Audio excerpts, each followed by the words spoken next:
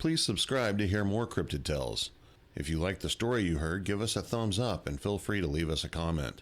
If you'd like to hear your own cryptid encounter on Cryptid Tales, send us an email at cryptidtalesmail@gmail.com.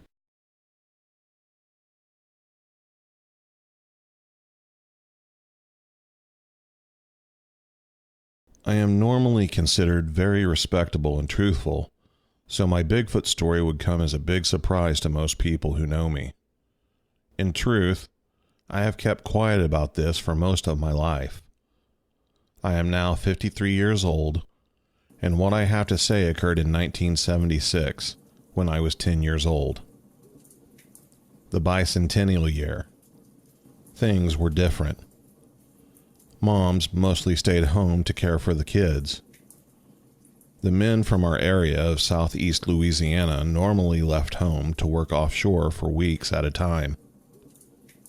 There were less houses and businesses, and more cow pastures, sugarcane fields, and woodlands. We had recently moved further up the bayou because my parents wanted a large piece of property, so they could explore the woods and have a log cabin. They were very adventurous. It had not been long that my parents allowed me to stay home, alone, for short periods of time. I don't even know exactly where they were, but except for my beagle mixed dog, Blackie, I was alone. It was early afternoon, and I was in my bedroom when I heard Blackie start to bark. Her bark was getting more and more fierce, so I looked out my window and something caught my peripheral vision, so I looked downwards. I saw a Sasquatch go under my bedroom, into the garage. It was so tall that it needed to put its head down towards the right. Then, all I heard was Blackie barking, and lots of crashing sounds and whimpering sounds. I became terrified that the creature would know I was upstairs and somehow come and get me. I locked the door and tiptoed to my closet and closed myself in the dark. I hid behind my hanging clothes.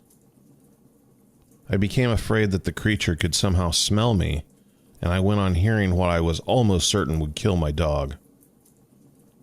I had asthma, which was not yet diagnosed, but when I would get upset or cry, I would make these embarrassing squeaky noises, and I knew I was going to cry because I felt so bad that a monster I didn't even believe in yesterday was killing my dog, and all I could do was hide in my closet and cry.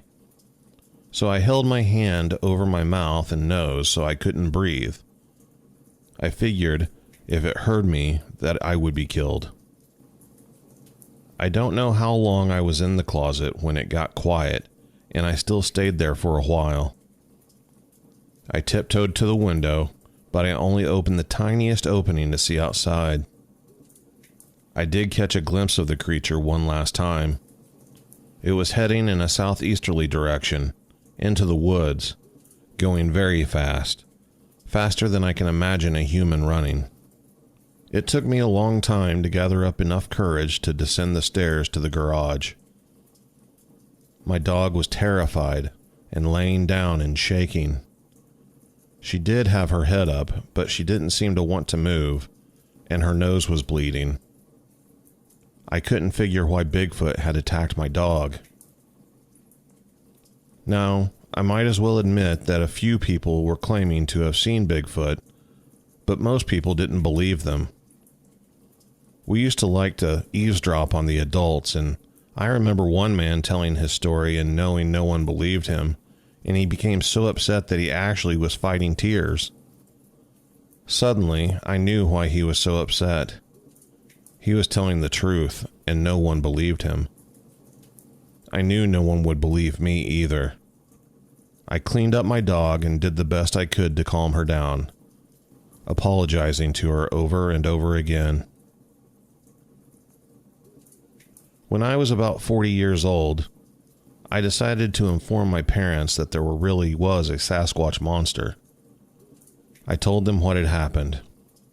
I don't know why they didn't believe their friend, but for whatever reason, they did believe me.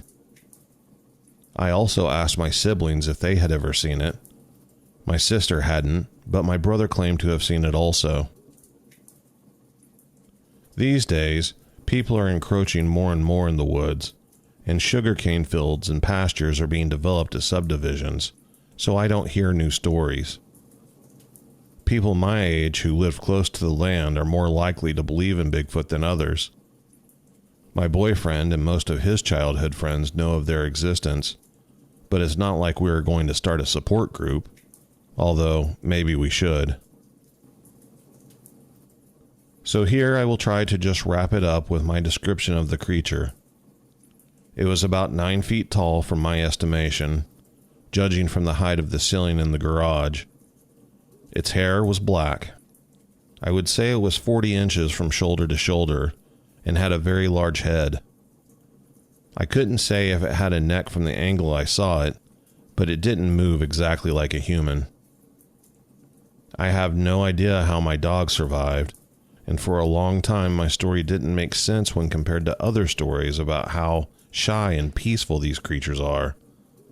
But recently, I have listened to others telling stories of Sasquatch taking their dogs. Maybe that's all it wanted.